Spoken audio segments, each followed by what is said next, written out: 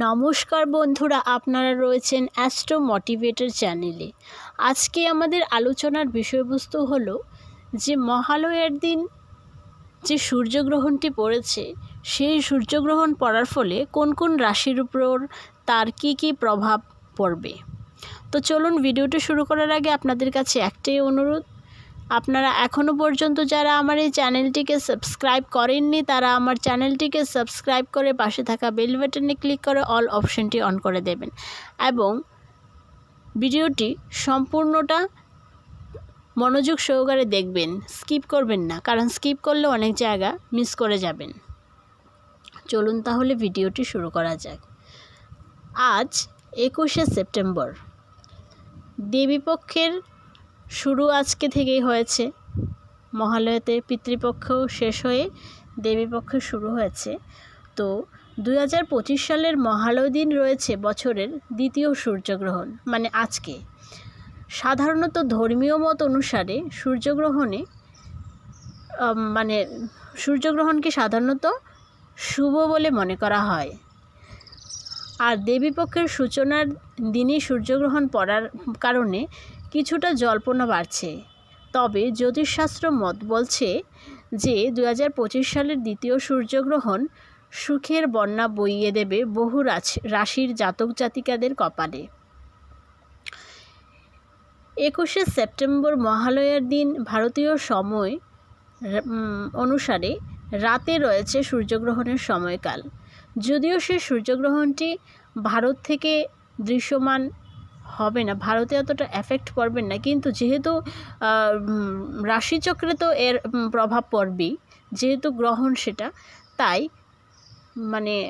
প্ল্যানেটের উপর তো সেটার প্রভাব পড়বেই, তাই রাশিচক্রে আমাদের অনেক প্রভাব পড়বে এই সূর্যগ্রহণে। এদিকে জ্যোতিষ গণনা বলছে এই দিন থেকে কপাল খুলছে বিভিন্ন রাশির জাতক জাতিকাদের। এবার কার ভাগ্য খুলছে, কার ভাগ্যে কী রয়েছে সেটা দেখা যাক। সিংহ রাশি, প্রথমে আমি যে রাশিটি নিয়ে আলোচনা করছি সেটি হচ্ছে সিংহ রাশি। দৈনিক আয়ের দিক থেকে বৃদ্ধির সম্ভাবনা রয়েছে, আপনার দৈনিক যে আয়, সে আয়টা বৃদ্ধির সম্ভাবনা রয়েছে। সূর্যগ্রহণ আপনাদের জন্য সুবিধাজনক হতে পারে। আপনার রোজগারের দিক থেকে নতুন নতুন উৎস বের হতে পারে। চাকরিতে নতুন সুযোগ পেতে পারেন। আর্থিক পরিস্থিতি আগের থেকে ভালোর দিকে যাবে। টাকা পয়সা বাড়তে পারে, টাকা সঞ্চয় করতে পারবেন। আপনার আটকে থাকা কাজ আগের থেকে ভালো দিকে যাবে। ভাগ্যের সহযোগিতা পাবেন আপনি, কারণ যেহেতু সূর্যগ্রহণ, আর সূর্য হচ্ছে সিংহ রাশির অধিপতি গ্রহ, তাই আপনি খুব ভালো রেজাল্ট পাবেন এই সূর্যগ্রহণে। দ্বিতীয়টি হচ্ছে যে তুলা রাশি। সম্পত্তি তথা কোনো বাহন কেনার কোনো পরিকল্পনা থাকলে তা সম্পন্ন হতে পারে। ব্যক্তিগত জীবনে বা দাম্পত্য জীবনে চলা সমস্যা থেকে পাবেন মুক্তি। নানান রকমের ঝুট ঝামেলা থেকে মুক্তির সময় এসে গিয়েছে। চাকুরিরতরা কর্মস্থলে নতুন দায়িত্ব পেতে পারেন। কর্মস্থলে আপনার জুনিয়র সিনিয়ররা আপনার সঙ্গে সহযোগিতা করবে। বিরোধীরা শান্ত হওয়ার ফলে কর্মস্থলে শান্তি থাকবে। যুবকরা লক্ষ্য প্রাপ্তি করতে পারবেন। আপনার মনে যে বা আপনার যে একটা ইচ্ছা রয়েছে, কিন্তু কোনো কিছু করার যে পরিকল্পনা রয়েছে, সেটি আপনার লক্ষ্য পূরণ হবে।